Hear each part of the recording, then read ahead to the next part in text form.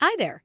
Today I'd like to discuss how to disable translating document in Google Docs using xFanatical Safe Doc. The Translate Document feature in Google Docs offers a quick way to convert text into different languages, which can be useful for language learners.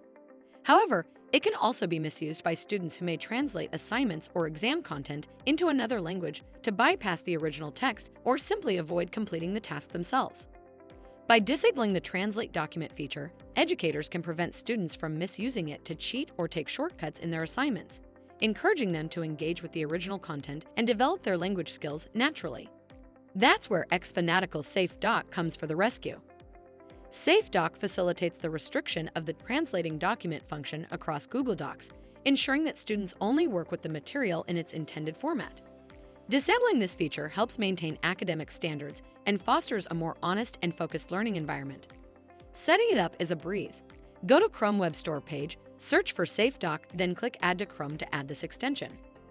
Once it is installed, by selecting the block Translate Doc policy and setting the value to True, you can disable translating document in Google Docs easily.